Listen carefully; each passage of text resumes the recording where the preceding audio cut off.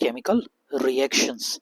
ज़रा मैं एक बार चेक कर लूँ कि वर्क कर रहा है कि नहीं रिकॉर्डिंग। या recording is working, so let's switch to the full screen.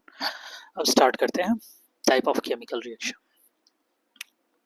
आखिर में टाइप ऑफ केमिकल रिएक्शन से मतलब क्या है?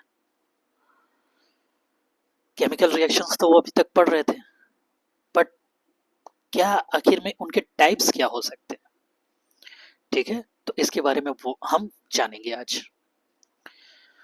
We have learned in class 9th that during the chemical reaction के दौरान atom of one element do not change into those of the other element।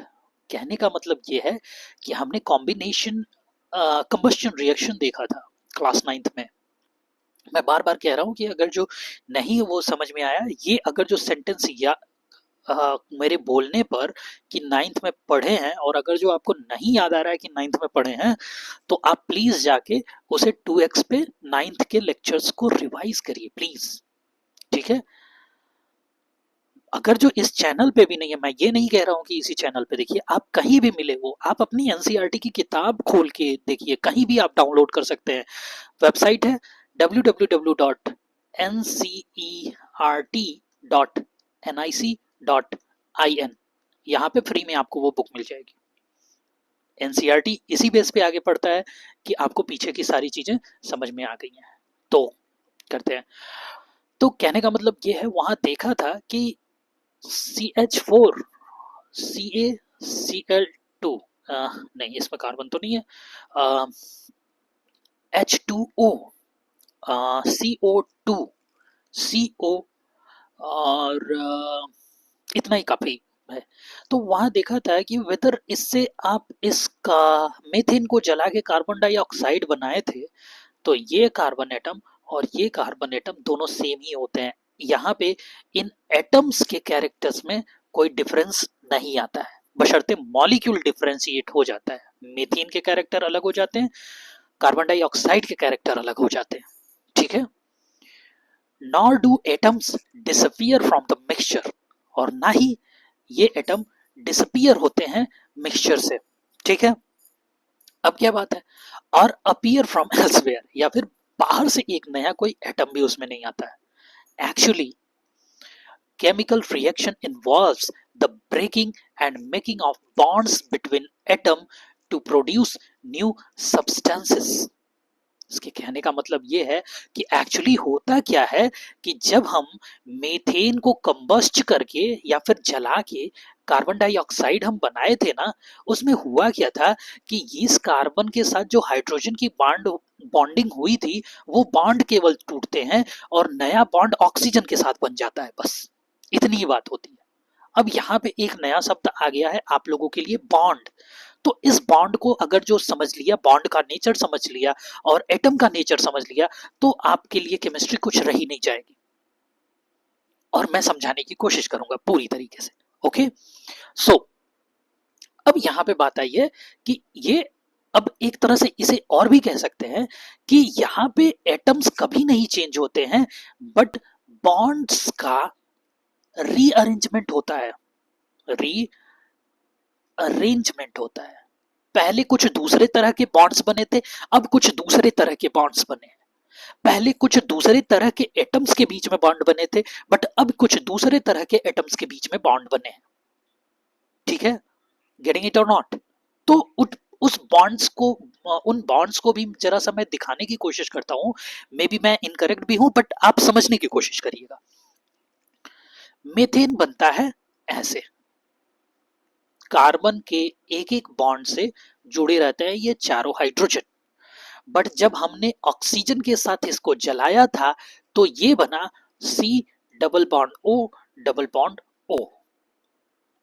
तो bonds में चेंज आया कि नहीं? यहाँ पे डबल बॉन्ड कोई नहीं है, सिंगल बॉन्ड, और वो सारे सिंगल बॉन्ड हाइड्रोजन से जुड़े हुए हैं, बशर्ते यहाँ पे वो बॉन्ड रीअरेंज होके दो डबल बॉन्ड्स बनाए हैं और ये ऑक्सीजन से जुड़ गए हैं। What happens to those atoms कि इनको ये बॉन्ड बनाना पड़ा? ये सभी चीजें हम ये बॉन्ड बनाने के लिए हम एनवायरनमेंट देते हैं, हम एक्सटर्नल फैक्टर्स देते हैं, जैसे हम बहुत सारा ऑक्सीजन यहाँ दिए थे, हम उसको बहुत सारा हीट दिए थे, जलाए थे, तब जाके ये बॉन्ड बनने की एनर्जी इसे मिली थी और ये बॉन्ड बना था। ठीक है ना? तो आप समझने की कोशिश करिएगा। ओके, सो अब इन्हीं बॉन्ड्स की बात होगी। कॉम्बिनेशन रिएक्शंस, तो पहला एक रिएक्शन का टाइप है कॉम्बिनेशन। ठीक है, यहां टेम्परेचर को फिर से चेंज करने की वो चल रही, खैर छोड़िए। Calcium oxide reacts vigorously with water to produce slacked lime, that is calcium hydroxide। यहाँ वही रिएक्शन दिखाया गया है। कहने का मतलब यह है चूना पत्थर जो होता है, कैल्शियम ऑक्साइड चूना पत्थर, मैंने देखा है, एक्चुअली मैंने तब देखा है कि बड़ी बड़ी इमारतों को पेंट करने के लिए कहीं सरकारी कर्मचारी वो प्लास्टिक पेंट्स का इस्तेमाल नहीं करते थे पहले। प्लास्टिक पेंट्स, अपेक्स हो गया, नेरोलैक हो गया, एशियन पेंट्स के अपेक्स है, नेरोलैक का वो कोई दूसरा आता है, जो भी हो, we are not going into the company things, but हाँ उस समय यूज होता था चूना। और मैंने देखा है, मैं सुबह सुबह यूनिवर्सिटी पहुंच जाता था तो वहां लोग पेंट करते थे, और पेंट की जो चूना डालते थे ना, पानी भर के लेके आते थे और उसमें चूना डालते थे, और वो इतना तगड़ा रिएक्शन होता था कि वो पानी उबलने लगता था, वो अपने आप उबलने लगता था वो पानी, इतना टेम्परेचर उसमें जनरेट होता था। तो वही जो क्विक लाइम होता है, चूना पत्थर होता है जिसे खड़िया भी शायद कहते हैं, वो अगर जो पानी के साथ मिक्स होता है तो स्लैग्ड लाइम बनता है ये, और साथ में बहुत ही ज्यादा हीट जनरेट होती है, और इसी हीट की वजह से ये पानी भी गर्म हो जाता है जो आसपास के रहते हैं। ठीक है, और यही हीट फिर से इस को नया बॉन्ड बनाने के लिए एनर्जी देने लगता है, और ये और तेजी से बढ़ने लगता है, और हीट जनरेट होता है, और वो पानी उबलने लगता है।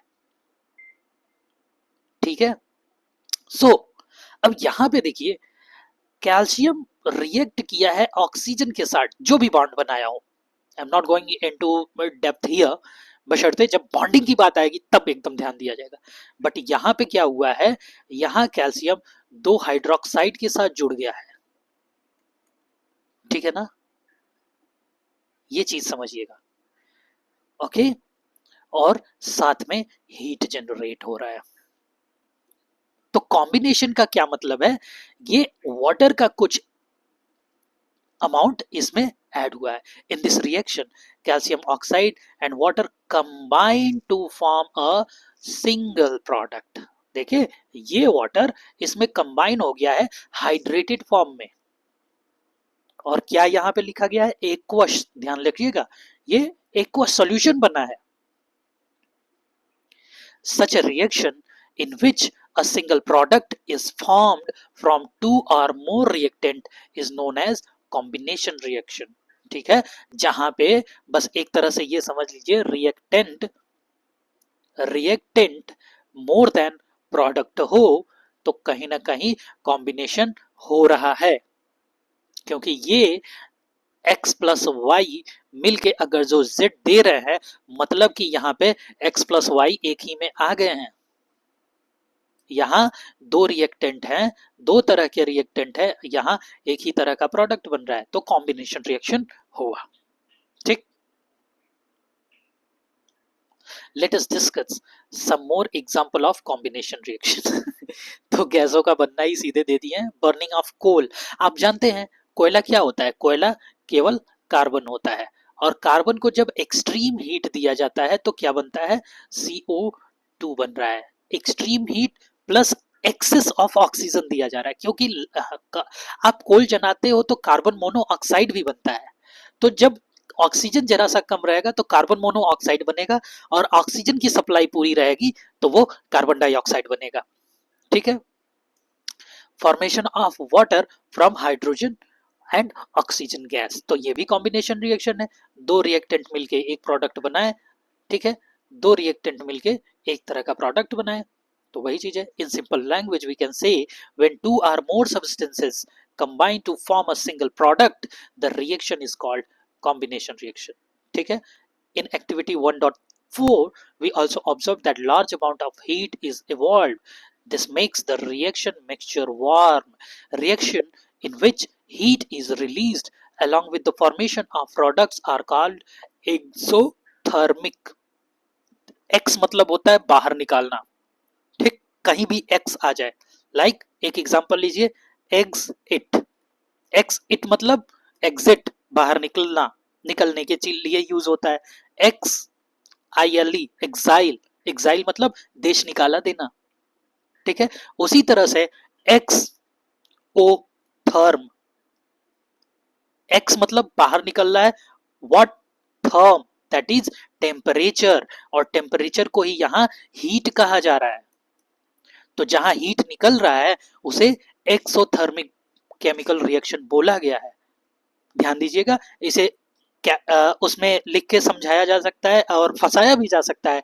आप ध्यान दीजिए कि जब हीट निकलेगा ना, जब हीट निकलेगा ना, एक्सोथर्मिक रिएक्शन होगा ना, तो आप ध्यान दीजिएगा ये प्रोडक्ट साइड हीट निकल रहा है, हीट बन रहा है, मतलब कि निकल रहा है. बशर्ते एंडोथर्मिक रिएक्शन होता ना, तो यही यहां, इसको हटाइए. ठीक, यहां हटा देते और यहां पे आप लिख देते प्लस हीट, क्योंकि आप हीट रिएक्शन में दे रहे हैं. तो ये क्या हो जाता? एंडोथर्मिक. एंडोथर्मिक रिएक्शन हो जाता, जिसमें हीट अंदर जा रही है, एंटर कर रही है. ठीक है ना. तो इस तरह से आप समझ सकते हो. ओके. हाँ, अदर एग्जाम्पल ऑफ एक्सोथर्मिक. अब तक आप कॉम्बिनेशन रिएक्शन का एग्जाम्पल पढ़ रहे थे, अब एक्सोथर्मिक रिएक्शन की बात हो रही है. Burning of natural gas. Natural gas क्या है? मीथेन. बहुत ही अच्छा एग्जाम्पल है. मीथेन जब एनवायरनमेंट में ऑक्सीजन के संपर्क में आता है ना, तो ये तुरंत जलने लगता है अपने आप ही. तो मतलब कि वहां भी एक्सोथर्मिक रिएक्शन होने लगती है और हीट पैदा होता है, और प्लस कार्बन डाइऑक्साइड और वाटर बनता है. वही कंबस्शन रिएक्शन ही है, आप देख सकते हैं. Do you know the respiration is an exothermic process? क्या आपको पता है रेस्पिरेशन एक एक्सोथर्मिक प्रोसेस है? एक बंद कमरा हो, शांत कमरा हो, उसमें 10 20 25 50 लोगों को भर दीजिए, अभी पता चला जाएगा कि एक्सोथर्मिक है कि एंडोथर्मिक. ठीक है ना. इतना कमरा गर्म हो जाएगा कि वहां रहना मुश्किल हो जाएगा. ठीक है ना. तो बस बात यही है कि जब हम सांस लेते हैं तो अंदर एनर्जी बन ही रही है. एनर्जी बन रही है तो मतलब कि एनर्जी निकल रही है ना, प्रोडक्ट में है ना एनर्जी.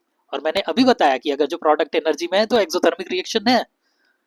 तो इसीलिए respiration is an exothermic process. Okay. We all know that we need energy to stay alive. अब देखिए वही फिर ये बात करेंगे. We get this energy from food we eat. और ये एनर्जी हम कहाँ से लेते हैं? जो हम खाते हैं. During digestion food is broken down into simpler substances.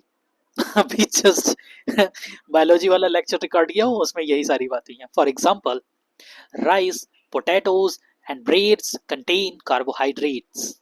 These carbohydrates are broken down to form glucose. अब इनसे ग्लूकोज बना. The glucose combined with oxygen in the cell of our body and provide energy. अब क्या बना? Product में energy बना. This special name of the reaction is respiration. अब इसी टोटल रिएक्शन को हम एक शब्द में कह देते हैं रेस्पिरेशन.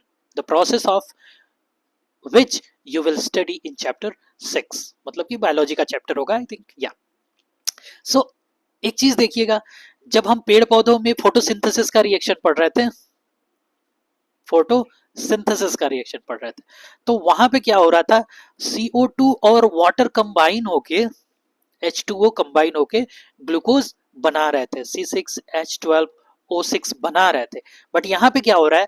ग्लूकोज और ऑक्सीजन मिलके ये कार्बन डाइऑक्साइड और वाटर बना रहे हैं. तो हमने कहा था, मैंने कहा था कि वहां पे हाइड्रोजन की एंटिटी यहाँ पे बढ़ रही है, ये एक रिडक्शन रिएक्शन होगा. क्योंकि हाइड्रोजन का एडिशन है।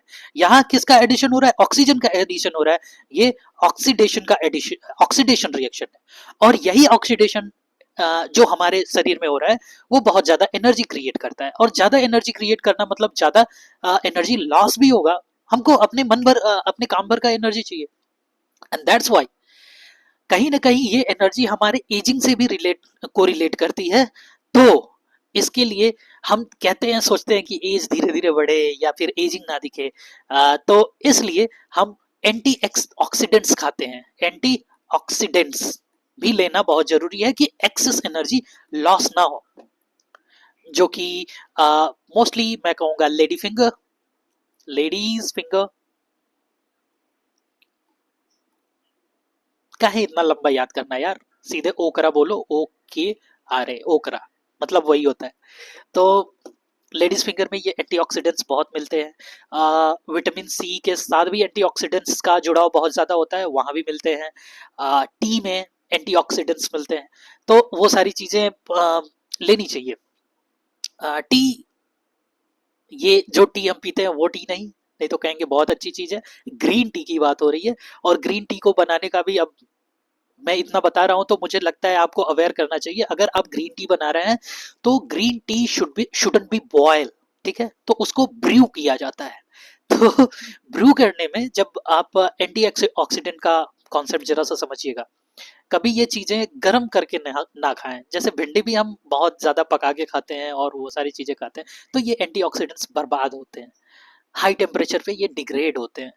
तो क्या करते हैं, ग्रीन टी पीना है तो पानी को गर्म करें, अभी उबलने वाला हो, हल्का फुल्का भाप निकलने लगे, तब आप उसमें ग्रीन टी डाल दें और 1-2 मिनट के लिए रख दें। उसके बाद वो चाय को छान के पिए। ठीक इस तरह से ग्रीन टी पिया जाता है एक्चुअली। कहने का मतलब है, साइंटिफिक तरीके से कहें तो 70 डिग्री सेल्सियस पे आप पानी गर्म करेंगे, 70 डिग्री सेल्सियस से ज़्यादा जाने पे आपका एंटीऑक्सीडेंट चाय का बर्बाद हो जाएगा, और आपको ग्रीन टी का कोई फायदा, मेजर फायदा नहीं मिलने वाला है। मैं कहना चाहूँगा, ठीक है? तो अगर आप एक अच्छी आदत अपने लाइफ में इन्वॉल्व करना चाहते हैं तो इस तरह से ग्रीन टी का यूटिलाइजेशन कर सकते हैं और अपने बॉडी को हाँ स्वस्थ रख सकते हैं। सो going to the next, the decomposition of vegetable matter into compost is also an example of exothermic reaction। आप देखिएगा, आप जरा फील करिएगा कि जहां पे ये डिकम्पोजिशन वाले मैटर होते हैं ना, एक्चुअली हम ये क्या कहते हैं, कंपोस्ट। कंपोस्ट को कभी टच करके देखिएगा, ताजा ताजा जब कंपोस्ट आप शव करके निकालते हैं ना, शॉवल से या फिर कुदाल से, फावड़े से, तो आप देखिएगा वो गर्म होता है। That is an exothermic reaction, क्योंकि वहां पे ऑलरेडी सभी बॉन्ड्स बने पड़े थे। अब उसमें डिग्रेडेशन हो रहा है। डिग्रेडेशन का मतलब बॉन्ड्स टूट रहे हैं, और बॉन्ड्स टूटेंगे तो जो एनर्जी उन बॉन्ड्स में लगी थी, उन बॉन्ड्स के टूटने से वो एनर्जी रिलीज होगी, और रिलीज होगी तो वहां का टेम्परेचर बढ़ेगा भाई, जाहिर सी बात है। ओके। और ऐसे सिचुएशन पे जब आप वहां बहुत गीलापन ना हो ना, छोड़िए ये बात नहीं बताएंगे, नहीं तो आप इसका दुरुपयोग कर सकते हैं। Identify the type of reaction taking place in activity 1.1 where heat is given out along the formation of single product। तो जो 1.1 के एक्टिविटी में आप लोगों ने देखा था, वहां भी एक्सोथर्मिक रिएक्शन ही होता है। तो यहां पहला हम लोगों ने पढ़ा कॉम्बिनेशन, कॉम्बिनेशन। अब दूसरा हम लोग पढ़ेंगे डिकम्पोजिशन, ठीक है? तो अभी जस्ट डिकम्पोजिशन की बात किया ही हूँ, ठीक है? So let's go to the concept directly। Have you noticed that green color of the ferrous sulfate crystal? नहीं, हमने नहीं कंसीडर किया है, नोटिस किया है, क्योंकि हम लोगों ने देखा ही नहीं है। तो बस ऐसे समझ लीजिए कि फेरस सल्फेट क्रिस्टल्स जो हैं वो ग्रीन कलर के होते हैं, उसमें होता है crystal. Have you notice that green colour of ferrous sulphate crystal has changed? मतलब कि ग्रीन कलर का फेरस सल्फेट होता है, बट वो चेंज, कलर भी चेंज करता है। And you can smell the characteristic odor of burning sulfur। तो एक अलग सा महक भी आता है सल्फर को जलाने पे या फिर इस सल्फेट को जलाने पे। अब क्या हो रहा है? Actual reaction. In this reaction you can observe that single reactant breaks down to give simpler product. यहाँ क्या है? एक रिएक्टेंट है, एक तरह का रिएक्टेंट है, दैट इज फेरस सल्फेट। अब इसे जलाया जा रहा है तो बन क्या रहा है? Fe2O3 that is ferric oxide, sulphur gas बन रही है और सल्फाइड गैस बन रही है, शायद सल्फाइड ही कहते हैं। SO2 एंड SO3 गैस बन रही है। समझ में आया? तो यहां क्या है? पिछले कंडीशन में हमने कॉम्बिनेशन में देखा था reactant, number of reactant were greater than the number of product. ठीक, अब ये उसका टोटली उल्टा है कि यहां decomposition, number of reactant is less than number of product, sorry product. तो यहां प्रोडक्ट का जो नंबर है ज्यादा है। This is a decomposition reaction. जब ऐसा होता है तो वो एक डिकम्पोजिशन रिएक्शन होता है। Ferrous sulphate, ferrous sulphate crystal that is form of, देखिए यहाँ पे फेरस सल्फेट हम लोगों ने देखा है तो ऐसे है, लेकिन यहाँ पे एक्चुअली क्रिस्टल की बात हो रही है और क्रिस्टल में 7 वाटर मॉलिक्यूल अलग से जुड़े होते हैं। ठीक है, तो ferrous crystal loose water when heated and the color of crystal changes. It then decomposes to ferric oxide, sulfur dioxide and sulfur trioxide. Ferric oxide is a solid while these two are gases. ठीक है, तो वही एक special order आता है। ठीक है ना, और पहले जब वो गर्म होता है तो ग्रीन कलर उसका चेंज हो जाता है क्योंकि ये वाटर ऑफ क्रिस्टलाइजेशन निकल जाता है। ये जो जुड़े होते हैं ना .7H2O, वो वाटर ऑफ क्रिस्टलाइजेशन कहते हैं। WATER water of CRYSTALIZATION water of crystallization. Decomposition of calcium carbonate to calcium oxide and carbon dioxide on heating is an important decomposition reaction. तो आपने वहां 2-3 कॉम्बिनेशन रिएक्शंस भी देखे हैं, उनको याद रखिएगा। और दो दो यहाँ पे अभी तक बात हो चुकी है डिकम्पोजिशन रिएक्शन की, used in various industries. Calcium oxide is called lime और क्विक लाइम, मतलब कि यही तो वहां क्विक लाइम को जला रहे थे तो कंपोजिशन हो रहा था, कंबाइन कॉम्बिनेशन हो रहा था। इट हैज मेनी यूजेस, ये इनके बहुत सारे यूजेस में। In the manufacturing of cement when decomposition reaction is carried out by heating it is called thermal decomposition. तो डिकम्पोजिशन में भी एक इन्होंने तरीका बता दिया, एक काइंड बता दिया कि डिकम्पोजिशन जब हीट करके किया जा रहा है तो उसे थर्मल डिकम्पोजिशन कहते हैं। ठीक है, जिसमें ये एक एग्जांपल है, कैल्शियम कार्बोनेट है तो इसमें से एक CO2 निकलता है गर्म करने पर, और बचेगा क्या? CO2 निकल जाएगा तो एक ही ऑक्सीजन तो बचेगा, तो CaO बच जाएगा, और इसी CaO को चूना कहते हैं या क्विक लाइम कहते हैं। Another example of thermal decomposition reaction in given activity 1.6। अब इसमें क्या दे रहा है? Take out 2 gram of lead nitrate powder in a boiling tube, hold the boiling tube with a pair of tongs and heat it over the flame, जैसे इसमें दिखाया गया है। ठीक, लेड नाइट्रेट लिए हैं यहाँ पे और इसे गर्म कर रहे हैं। What do you observe? Note down the change if any. ठीक है, कुछ गैस निकलेगी, कलर चेंज होगा। You will observe the emission of brown fumes. ठीक है, भूरे कलर की फ्यूम निकलती है, गैस निकलती है। फ्यूम आर नाइट्रोजन डाइऑक्साइड, वो फ्यूम्स क्या है? Nitrogen dioxide. The reaction that takes place is, अब रिएक्शन क्या एक्चुअली हुआ है? 2 PbNO3 होल ट्वाइस, ठीक, तो लेड नाइट्रेट का फॉर्मूला है PbNO3 होल ट्वाइस, ठीक है, या फिर ऐसे कहते हैं, कह सकते हैं Pb whole twice of NO3 और ट्वाइस ऑफ NO3, ठीक। हीट कर रहे हैं तो PbO बन रहा है, 4NO2 बन रहा है, नाइट्रोजन डाइऑक्साइड, और ऑक्सीजन गैस भी लिबरेट हो रही है। तो डिकम्पोजिशन हुआ कि नहीं, एक रिएक्टेंट, 3 प्रोडक्ट, ठीक है। Let us perform some more decomposition reaction as given in activity 1.7। इसमें आप देख लीजिएगा, ठीक है, कैसे कर रहे हैं। यहाँ पे इलेक्ट्रोलिसिस करा के ये बता रहे हैं कि कैसे डिकम्पोज होगा वाटर, ठीक है।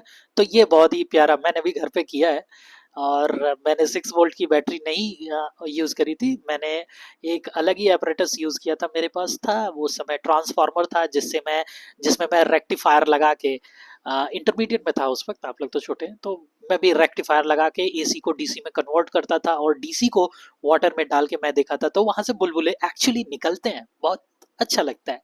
तो मैंने चेक किया था इसे। सो ये चीज़ें होती हैं। सिल्वर क्लोराइड का है, ये जरा सा ये भी कलर चेंज करता है आई थिंक, हाँ। You will see that white silver chloride turns grey in sunlight, sunlight में ये ग्रे होता है। This is due to decomposition of silver chloride into the silver and chlorine by light. तो ये decomposition reaction हो गया, क्योंकि एक प्रोडक्ट यहाँ है, एक प्रोडक्ट ये हो गया, दूसरा प्रोडक्ट ये हो गया, और यहाँ एक रिएक्टेंट है केवल, और ये प्रेजेंस में सनलाइट में हो रहा है। तो ये चीजें समझ लीजिएगा। Silver bromide also behave in same way. तो AgBr, वहां AgCl का रिएक्शन देखे थे, A2AgCl gives 2Ag and Cl2 gas. उसी तरह से AgBr, क्योंकि ये जो Cl है ना, क्लोरीन ब्रोमीन, एक ही ग्रुप के बच्चे हैं ये दोनों, तो एक ही तरह से लगभग बिहेव करते हैं। ये सारी चीजें पीरियोडिक टेबल में आप देखेंगे। तो AgBr will be broken down in Ag and bromine gas in the presence of sunlight. The above reaction are used in black and white photography.